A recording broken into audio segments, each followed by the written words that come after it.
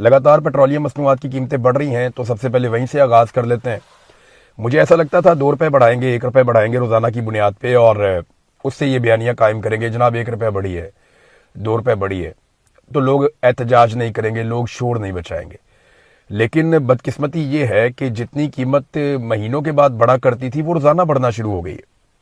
यानी इस वक्त की जो सिचुएशन है वो मैं आपके सामने अगर रखूं कि जो पेट्रोलियम मसनूआत के साथ हुआ गुज़िश्ता चंद दिनों में, ये 4 दिनों की कहानी है, इससे लंबी नहीं है। यहां जो डीजल की कीमत बढ़ी है वो 57 रुपए है 4 दिनों में, और जो पेट्रोल की कीमत बढ़ी है वो 22 रुपए है। यानी आप ये समझ लें कि 5 रुपए के करीब ये रोजाना पेट्रोल की कीमत बढ़ा देते हैं। ऑलमोस्ट एवरेज 4-5 रुपए रोजाना ये कीमत बढ़ा देते हैं पेट्रोल की, जबकि जो डीजल की कीमत रोजाना बढ़ा देते हैं वो 10 रुपए से भी ज्यादा 11-12 रुपए बढ़ा देते हैं। तो इतनी तेजी से ये पेट्रोलियम मसनूआत की कीमतें बढ़ा रहे हैं। आलमी मंडी में जो तेल की कीमतें हैं वो इतनी तेजी से नहीं बढ़ रही जितनी तेजी से पाकिस्तान में बढ़ रही हैं। और एक बात याद रखिएगा कि आलमी मंडी में जब तेल की कीमत बढ़ती है ना, तो उसके असरात किसी भी मुल्क में 1.5 महीने 2 महीने के बाद आते हैं। लोगों को जो तेल आप दे रहे हैं वो तो आपने आज से 2 माह पहले खरीदा था, और तब तो तेल बहुत सस्ता था, तो फिर आप लोगों को इतना महंगा तेल क्यों दे रहे हैं? यानी ऐसा तो नहीं होता ना कि सऊदी अरब से डायरेक्ट एक नलका लगा हुआ है पाकिस्तान में, जैसे ही वहां पे कीमत बढ़ेगी तो हमारे पेट्रोल पंप के ऊपर पेट्रोल अचानक से महंगा हो जाएगा। ऐसा तो नहीं होता। तो जब कीमतों के बढ़ाने का इंपैक्ट आता है तो ये फौरी तौर पे बढ़ा देते, जब कम करने का आता है तो ये बहुत स्लो 1.5 2 महीने इंतजार करके कम करते हैं, वहां पे कम नहीं करते। एक्चुअली ये अवाम की जेब से माफियात और हुकूमत मिलकर पैसा नचोड़ रहे हैं, और इन्होंने इसको एक तरीका वारदात बना लिया है कि लोगों को लूटो। देखिए, सऊदी अरब ने $11 फी बैरल के हिसाब से पाकिस्तान को कम कीमत में पेट्रोल दिया है, दीगर ममालिक को भी दिया है, लेकिन पाकिस्तान को खसूसी रियायत दी है सऊदी अरब ने, जहां से हम ज्यादा तेल लेते हैं। लेकिन आपको हुकूमत ये बताएगी नहीं। चले एक चैलेंज करते हैं हुकूमत को कि हुकूमत वो असली बिल पेश करे कौम के सामने जो इन्होंने अदायगियां की हैं उन ममालिक को जिनसे ये तेल खरीदते हैं। अब अगर वो आप अदायगियां देख लेंगे तो आपको आइडिया हो जाएगा कि किस तरह आपको लूटा गया है। ये लेवी वाला, टैक्सेस वाला तो और कहानी है ना। इनको तेल इंतहाई सस्ता मिल रहा है, उस पैसे का हिसाब भी ये नहीं दे रहे। आसिम मुनीर साहब ने और शहबाज शरीफ ने अपने ताल्लुकात से फायदा उठाते हुए जो तेल सस्ता लिया अरब ममालिक से, वो तेल महंगे से भी महंगा बेचा पाकिस्तान में। इंडिया में इतनी कीमत नहीं बढ़ती है। अफगानिस्तान को आप देख लेना, अफगानिस्तान के पास कोई बंदरगाह नहीं है, यानी उनको समंदर लगता ही नहीं है, तो वो तेल कहां से लेकर आएंगे? उनको बेचारों को लंबा जमीनी रास्ता तय करना पड़ता है। फिर अफगानिस्तान में ऑयल रिफाइनरीज भी नहीं है, वो भी उनको इजाफी खर्चा पड़ता है। ना वहां पे बंदरगाह है, ना वहां पे ऑयल रिफाइनरीज हैं, इसके बावजूद वो तेल पाकिस्तान की निस्बत सस्ता दे रहे हैं। कैसे दे रहे हैं? देखिए, तेल की कीमत मुकर्रर करने का जो फॉर्मूला है ना, वहां पाकिस्तान डंडी मार रहा है। दुनिया से सस्ता तेल खरीद के हम ये बताते भी नहीं है, हमारी हुकूमत ये बताती भी नहीं है पब्लिक को, एस्टेब्लिशमेंट भी ये पब्लिक को नहीं बताती कि हमने वहां से तेल कितने का लिया। और तेल सस्ता लेके उसके ऊपर मजीद रियायत लेके ये पाकिस्तान में इंतहाई महंगा बेचते हैं। पाकिस्तानियों की खाल उतार रहे हैं। और मैं हैरान होता हूं कि महीनों के बाद जब पेट्रोल की कीमत 1-2 रुपए बढ़ती थी ना, तो उस दौर में जो लोग नाच नाच के घुंघरू तोड़ देते थे, जो लोग तत्ते तवे पे बैठ के उछलते थे, वो लोग जिनके घरों में मातम बिछ जाता था, वो लोग आज रोजाना तेल की कीमत बढ़ती है। और इतनी बढ़ती है कि उस दौर में, इमरान खान के दौर में, वो 2-2 महीने में इतनी कीमत नहीं बढ़ती थी, आज रोजाना उतनी बढ़ती है और उनके मुंह से एक लफ्ज भी नहीं निकलता। बहाना क्या है जी? जंग हो रही है। हालांकि इस वक्त का जो डाटा है वो मैं आपको बता देता हूं कि आज भी आलमी मंडी में पेट्रोलियम मसनूआत की कीमतें वहां नहीं पहुंची जहां इमरान खान साहब के दौरे हुकूमत में पहुंच गई थी। यानी इमरान खान उस वक्त भी आज से महंगा पेट्रोल खरीदकर 150 रुपए लीटर में पाकिस्तानियों को दे रहा था। और आज कीमत क्या है ये देख लीजिए आप। मैं आपके सामने रख देता हूं कीमत। जो पेट्रोल है उसकी कीमत है 331 रुपए से जायद, जबकि डीजल है उसकी कीमत है लगभग 379 रुपए। ये जनाब किया गया है इमरान खान साहब को निकालने के बाद। इसका शुक्रिया आपने अदा करना है जनरल बाजवा का और जनरल आसिम मुनीर का। जनरल बाजवा ने इमरान खान को निकालने के लिए ऑपरेशन किया और मकसद यह था कि जनरल बाजवा को एक एक्सटेंशन मिल जाए, तो जनरल बाजवा नाकाम हो गए। फिर ये जो मौजूदा नकारा निजाम है इसको इंस्टॉल किया जनरल आसिम मुनीर ने, और इमरान खान को जो पब्लिक ने वोट देकर मुंतखब किया उनका रास्ता रोक लिया। तो दोनों बराबर के जिम्मेदार हैं और इन दोनों की जिम्मेदारी है, ये हुक्मरान जो भी करेंगे इसकी जिम्मेदारी आसिम मुनीर साहब पे जरूर आएगी, वो इससे बरी जिम्मा नहीं हो सकते।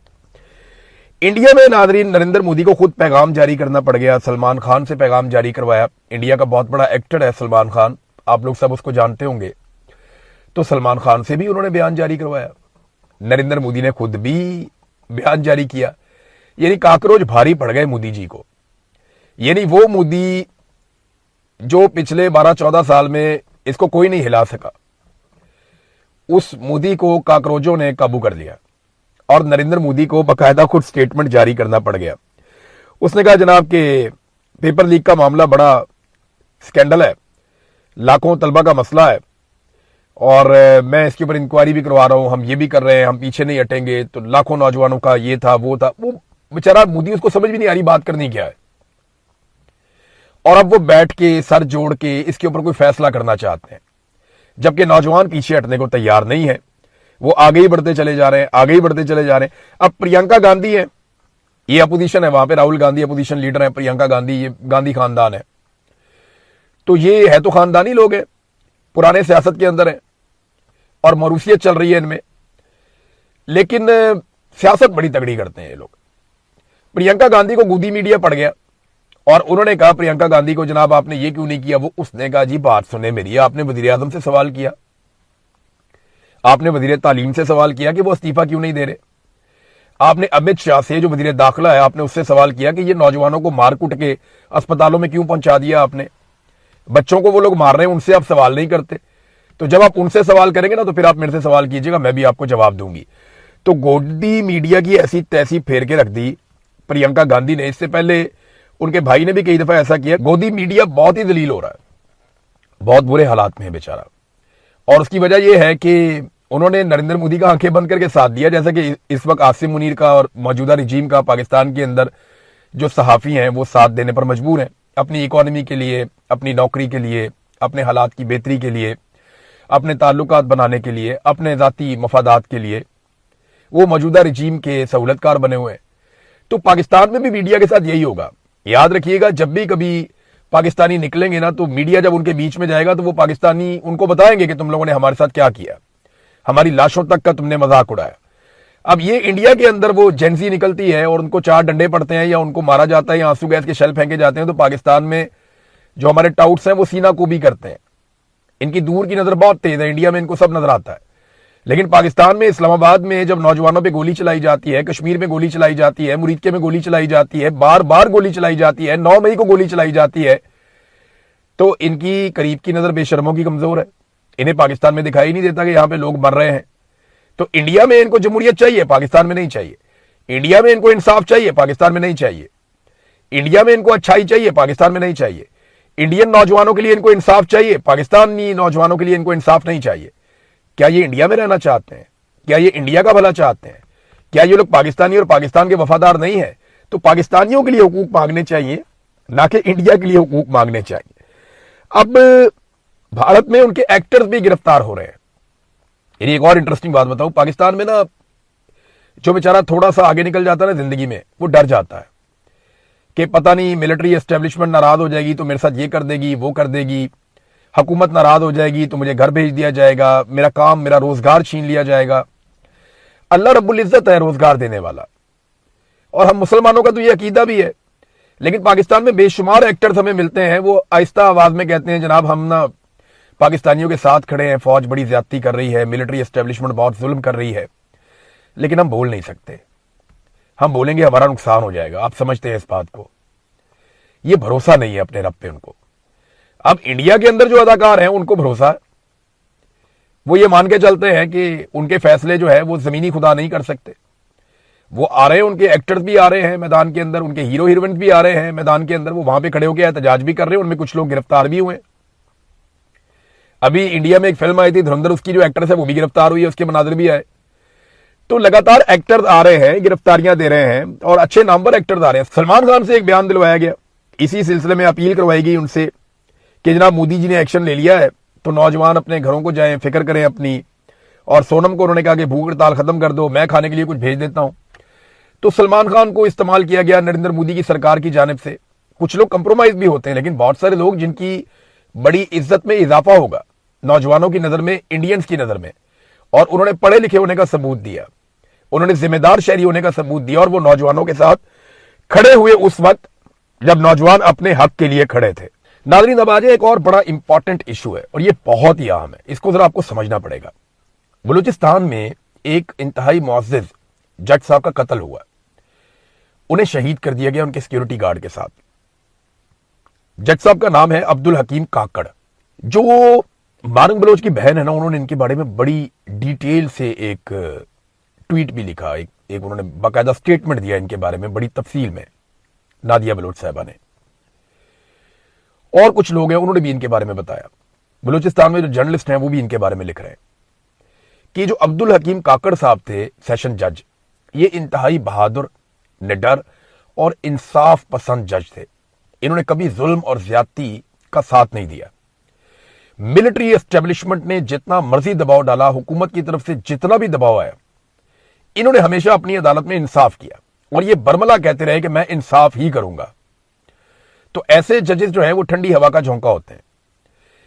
जज साहब के जराइम बहुत बड़े बड़े थे। जज साहब ने मारंग बलोच को और उनके साथियों को, गुलजादी बलोच वगैरह को, इन्होंने 3 मुकदमात में उन्हें जमानतें दी हैं जज साहब ने। इसके अलावा बीबर्क बलोच को एक मुकदमे में बरी भी किया है। तो इनके सामने जब भी मामला आते थे, हकायक देखते थे, ये नहीं देखते थे इसके पीछे कौन है, दबाव कौन डाल रहा है। जितना मर्जी दबाव डालो, जज साहब इंसाफ के साथ फैसला करते थे। और एक इंसाफ पसंद जज की आवाज बंद कर दी गई। एक ऐसा जज कत्ल हुआ जो इंसाफ करता था बलूचिस्तान में, और पाकिस्तान का एक ऐसा बेटा था जिस पे पाकिस्तानी फख्र कर सकते हैं। तो ये एक इंतहाई शौक का दिन है। बलूचिस्तान की अदलिया को इस पे एक्शन लेना चाहिए, इस पे नोटिस लेना चाहिए, इस पे तमाम बलूचिस्तान के वकला को आवाज उठानी चाहिए। अगर इस तरह के जजेस को मार दिया जाएगा, कत्ल कर दिया जाएगा, नामालूम अफराद आएंगे, उन पे गोली चलाएंगे, उनको मार देंगे, तो फिर बलूचिस्तान में इंसाफ कौन करेगा? फिर तो सारे कंप्रोमाइज्ड लोग रह जाएंगे, वो कंप्रोमाइज करते जाएंगे और आपको कभी इंसाफ नहीं मिलेगा। लिहाजा बलूचिस्तान के लोगों को सेशन जज अब्दुल हकीम काकड़ शहीद के लिए खड़े होना चाहिए और इनके नाम को जिंदा रखना चाहिए और जोर लगाना चाहिए इस बारे में कि इंसाफ हो। नाज़रीन, इंसाफ की हालत यह है कि इमरान खान का बेटा, इमरान खान कोई ऐसे गैर मकबूल आदमी तो नहीं है ना, कोई ऐसा बंदा तो नहीं है कि जिसे दुनिया नहीं जानती, उसके बारे में किसी को नहीं पता। पाकिस्तान का सबसे मकबूल आदमी है। अगर पूरी दुनिया में कहीं भी आप जाते हैं तो लोग इमरान खान को जानते हैं, आसिम मुनीर को नहीं जानते, शहबाज शरीफ को नहीं जानते, उन्हें पता ही नहीं है कौन लोग हैं, और किसी को भी नहीं जानते। लोग इमरान खान को जानते हैं। इमरान खान के बेटे ने एक दफा फिर अपील की है और उसने कहा जी मैं अपने बाप से बात करना चाहता हूं, मैं उसको बहुत मिस कर रहा हूं। और आलमी बरादरी से उसने अपील की कि आलमी बरादरी इस नाइंसाफी से नजरें ना चुराए। नाइंसाफी के सामने खामोशी सिर्फ नाइंसाफी को तकवीयत देती है। बड़ा लंबा चौड़ा बयान उन्होंने दिया है। एक दफा फिर आलमी बरादरी से अपील की है कि इमरान खान के साथ जुल्म और ज्यादती हो रही है, इस मामले में इंसाफ करवाया जाए और आलमी बरादरी अपना असर रसूख इस्तेमाल करे। लेकिन इस पर जिनकी हुकूमत है ना, ये हमेशा हुकूमत में नहीं रहे, ये रिसीविंग एंड पे भी थे। मिसाल के तौर पे नवाज शरीफ ये ज़ेरे ताब भी रहे, जरदारी ये भी ज़ेरे ताब रहे, एएनपी ये भी ज़ेरे ताब रही। फजलुर रहमान के अलावा हर आदमी ज़ेरे ताब रहा मादी में। फजलुर रहमान साहब हमेशा से अच्छे हालात में रहे, उनके लिए कोई बुरे हालात कभी ज्यादा आए नहीं। तो बाकी लोग जो है ना बुरे हालात में रहे माजी में। जो रिसीविंग एंड पे थे उनको भी आज समझ नहीं आ रही, यानी उन्होंने अगर सबक नहीं सीखा जुल्म और बर्बरियत का सामना करने के बावजूद, तो फिर उन्होंने कुछ नहीं सीखा। यानी बहुत बड़ी अपने आप को जमहूरी आवाज कहने वाले परवेज रशीद जो माजी में कहा करते थे कि मैं गलेल के साथ नहीं, मैं दलील के साथ हूं, यानी जो गलेल चलाएगा उसके साथ मैं नहीं हूं, मैं दलील वाले के साथ हूं। ये बात खुलकर कहते थे परवेज रशीद साहब, मुझे अच्छी तरह याद है। और आज वही परवेज रशीद जस्टिफाई कर रहे थे सरकारी मीटिंग में बैठ के कि एनसीसीआईए की कार्रवाइयां जायज हैं। वहां पर उन्होंने जस्टिफाई कर दिया, उन्होंने कहा ठीक है इनकी कार्रवाइयां जायज है। लेकिन जब से नवाज शरीफ ने यास्मीन राशिद साहिबा का मैंडेट चोरी किया ना, नून लीग के जितने बड़े बड़े लोग हैं या नवाज शरीफ की अपनी जो किचन कैबिनेट है, वो सारी की सारी इखलाकी दिवालियापन का शिकार हो गई है। इखलाकी तौर पर इतनी गिरावट में चले गए हैं कि अब ये खड़े नहीं हो सकते। इन्होंने बेड़ा गर्क कर लिया अपने उसूलों का। इन्होंने अपने अपने जमीर को कत्ल कर दिया, क्योंकि वो इतनी बड़ी डकैती है जो नवाज शरीफ ने मारी है यास्मीन राशिद साहिबा की सीट के ऊपर, और जिस अंदाज में वो डकैती मारी गई है, नवाज शरीफ अगर अपने आप को शीशे में देखें तो उन्हें शर्म आनी चाहिए। लेकिन अगर शर्म आती होती तो वो जहां पे लाशें गिर रही हैं वहां पे जाके एक अपने से बड़ी उम्र के बुजुर्ग को नचवा तो ना रहे होते ना। कैप्टन सफदर ने ख्वाहिश करके उन्होंने कहा बाबे नू नचा दरा थोड़ा जा, ये ठुमके लवा। तो कैप्टन सफदर ने खुद भी 2 ठुमके लगाए, बाबे की लगवाए। भाई अगर अपनी मर्जी से बाबा जी नाच रहे हैं, बड़ी अच्छी बात है, स्टेज पे बुला के आप उसको नचवा रहे हैं सिर्फ इसलिए कि आप ये चाहते हैं कि अच्छी सी वीडियो बन जाए, और बंदे आप सारे इकट्ठे करके लेके गए हैं पंजाब से। पीपल्स पार्टी जलसे करती है, आजाद कश्मीर में बंदे लेकर जाते हैं बाहर से, कुछ वहां से इकट्ठे करते हैं, कुछ बाहर से लेके जाते हैं, कुछ सिक्योरिटी गार्ड इकट्ठे करते हैं, कुछ सरकारी मुलाजिम इकट्ठे करते हैं, अपना जलसा कर लेते हैं। नवाज शरीफ साहब भी इसी तरह जलसा करते हैं। अब सरकारी वसाइल ये इस्तेमाल करते हैं, इसके बावजूद इनके जलसे जितने इन्होंने अभी तक पब्लिक के प्रोग्राम किए ना, उन सारे लोगों को भी इकट्ठा कर लेना और उसको आप 10 से मल्टीप्लाई कर ले, इतने बंदे तो रावलाकोट में रोजाना आके बैठ जाते हैं, रोजाना आके उतने बंदे बैठ जाते हैं। आजाद कश्मीर की अवाम इन्हें मुस्तरद कर चुकी है, रोजाना की बुनियाद पे मुस्तरद कर चुकी है। लेकिन आप देखिएगा पाकिस्तान का जो मिलिट्री रिजीम है वो आजाद कश्मीर में एक जाली हुकूमत बनाने की पूरी कोशिश करेगा। अगर कोई उसे रोक सकता है तो वो आजाद कश्मीर के अवाम है। देखना यह है कि वो इसे कैसे रोकते हैं। हिजरत कामरान साहब हैं, इनकी बात जरूर करनी है मुझे। हिजरत कामरान बड़ा शानदार वर्कर है पाकिस्तान तहरीक इंसाफ का। किसी भी पॉलिटिकल पार्टी में इस नौयत का वर्कर एक एसेट होता है। पीएमएलएन के अंदर कुछ बड़े शानदार वर्कर हैं जिन्होंने हर दौर में कुर्बानी दी, हर दौर में मार खाई। वहीद गुल साहब एक हुआ करते थे, मुझे याद है, उन्होंने बहुत मार खाई थी, बहुत मार खाई थी। नवाज शरीफ साहब सारे लोग डील करके भाग के चले गए थे, उन्होंने बहुत मार खाई थी, मुझे याद है। ज़ईम कादरी ने बहुत मार खाई थी, अल्लाह ताला उन्हें गरीक रहमत करे, अब तो वो इंतकाल कर गए। लेकिन जब पीएमएलएन का अच्छा वक्त आया तो उनको छोड़ दिया ज़ईम कादरी को इन्होंने। तो इस तरह पीपल्स पार्टी में कुछ बड़े शानदार, बड़े जबरदस्त वर्कर्स हुआ करते थे, अभी भी है। तो ये पीटीआई का एक ऐसा नजरियाती वर्कर है जो हर तरह की कुर्बानी दे चुका है माजी में। हिजरत कामरान, इन्हें जनाब नौशेरा से कोहाट आते हुए अगवा कर लिया गया, और कहां किया गया? खैबर पख्तूनख्वा में, जहां हुकूमत है सुहेल अफरीदी साहब की, पाकिस्तान तहरीक इंसाफ की। तो पाकिस्तान तहरीक इंसाफ की अपनी हुकूमत है और पाकिस्तान तहरीक इंसाफ का अपना वर्कर है, और वो खैबर पख्तूनख्वा का ही रहने वाला है हिजरत कामरान, और उसे खैबर पख्तूनख्वा से ही अगवा कर लिया जाता है, पता नहीं चलता वो कहां गया। ये कितनी बड़ी ज्यादती है। वज़ीर आला को इसका नोटिस लेके फौरी तौर पे तमाम इदारों को वार्निंग देनी चाहिए कि हमें ये बंदा 24 घंटे के अंदर अंदर चाहिए। जिस तरह इमरान खान ने फौरी तौर पे मुतीउल्लाह जान को बाजियाब करवाया था, 5 घंटे के अंदर अंदर बाजियाब करवाया था मुतीउल्लाह जान को इमरान खान ने, तो क्या सुहेल अफरीदी नहीं करवा सकते? उन्हें हर हाल में हिजरत कामरान को बाजियाब करवाना चाहिए, वरना फिर कोऑपरेशन बंद करें जो कोऑपरेशन बिला वजह वो कर रहे हैं। नाज़रीन, आपको थोड़ा सा हम इंटरनेशनल मीडिया या खबरों की तरफ जाएंगे, लेकिन उससे पहले डीआई खान में पुलिस चौकी के ऊपर एक खुद कुछ धमाका हुआ है। उसमें 5 से ज्यादा पुलिस एहलकार अभी तक बताए जा रहे हैं कि वो शहीद हो गए हैं, जबकि 10 के करीब बताए जा रहे हैं कि वो जख्मी हो गए हैं। तो इंतहाई खौफनाक हालात हैं। दहशतगर्दी के हवाले से रोजाना कोई ना कोई वाकया कहीं ना कहीं हो जाता है और हुकूमत इसे कंट्रोल करने में अभी तक नाकाम है। अब आ जाए आखिरी खबर की तरफ कि अमरीकी तर्जुमान ने भी ये कह दिया है, व्हाइट हाउस की जो बात डोनाल्ड ट्रंप ने कही थी कि सऊदी अरब को अब्राहम अकॉर्ड पे दस्तखत करने पड़ेंगे, जबकि जो असल मुआहदा हुआ था ना पिछले साल जब ये बातचीत शुरू हुई थी, अक्टूबर 2025 में गालिबन ये मामला शुरू हुआ था, अमेरिका और सऊदी अरब के बीच में जो एक डील हो रही है, न्यूक्लियर डील, ये कोई एटम बम बनाने वाली डील नहीं है। इस डील का ताल्लुक सिर्फ और सिर्फ तवानाई के हवाले से, ऐसी चीजों के हवाले से। तो जो न्यूक्लियर डील होने जा रही है उसमें अब डोनाल्ड ट्रंप ने कह दिया कि इसको हम मशरूत कर रहे हैं, किसके साथ? इसको मशरूत कर रहे हैं कि सऊदी अरब अब्राहम अकॉर्ड के ऊपर दस्तखत कर दे, इसके साथ हम इसको मशरूत करने जा रहे हैं। तो सऊदी अरब पे दबाव है, सऊदी अरब के जवाब का हम इंतजार करेंगे।